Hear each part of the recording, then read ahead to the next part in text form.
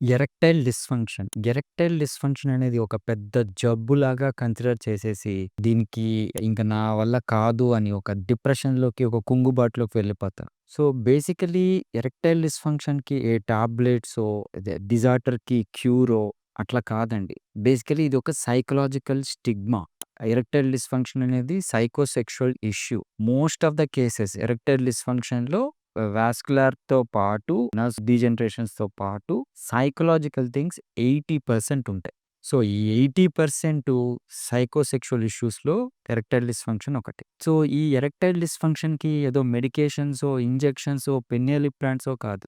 ఈజీగా ఈ స్టిగ్మాని అసలు హాస్పిటల్‌కి రావడానికే ఇబ్బంది పడుతుంటారు క్లయింట్స్. సో, వాళ్ళకి భరోసా ప్లస్ ఒక క్యూర్ అనే పదం వాళ్ళకి ఇది ఈజీగా అచీవ్ చేయగలుగుతారనే ఒక నమ్మకాన్ని వాళ్ళు ఏర్పరిచి, ఈ వాస్కులర్ జెనిసిటీని ఇంప్రవైజ్ చేస్తే ఎరెక్టైల్ డిస్‌ఫంక్షన్ అనేది ఈజీగా క్యూర్ చేయొచ్చు. అందుకనే ఏదైనా డిజార్డర్స్‌కి మనం ఏంటి అంటే మెడికేషన్స్ పెట్టటము, లాంగ్ టర్మ్‌గా వాళ్ళు విజిట్స్ చేయడము ఉంటుంది. ఈడీ అనేది ఒక ఎపిసోడ్ లాగా వస్తుంది. ఇది కొంతమందిలో పర్మనెంట్ ఉంటుంది. టెంపరరీగా వస్తుంది. ఈ టెంపరరీ ఈడీసే ఎక్కువ.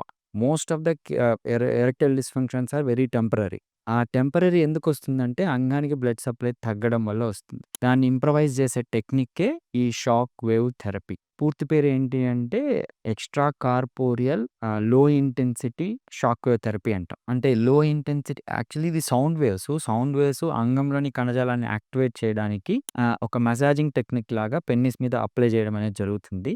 దీంతో అంగంలోని కణజాలం యాక్టివేట్ అయ్యి బ్లడ్ సప్లై అంటే నియోవాస్కులరైజేషన్ ద్వారా బ్లడ్ సప్లై అనేది ఇంక్రీజ్ అవుతుంది. అంటే సెక్స్ చేయాలన్న కోరిక వచ్చినప్పుడు అంగంలోని కణజాలం యాక్టివేట్ అయ్యి బ్లడ్ సప్లై ఇంక్రీజ్ అవ్వడమే ఎరెక్షన్స్. సో, ఆ నార్మల్ సూతనింగ్‌ని ఇంప్రవైజ్ చేస్తుంది ఈ షాక్ వేవ్ థెరపీ. ఇది ఒక రోజులో కాదు, సెషన్స్ వైస్ తీసుకోవాల్సొస్తుంది. ఈ సెషన్స్ వైస్ తీసుకోవడం ద్వారా వాళ్ళకి పర్మనెంట్‌గా ఈ ఎరెక్టైల్ డిస్‌ఫంక్షన్ నుంచి విముక్తి కలుగుతుంది. సో, దీన్ని యూజ్ చేసుకోగలరు. Thank you.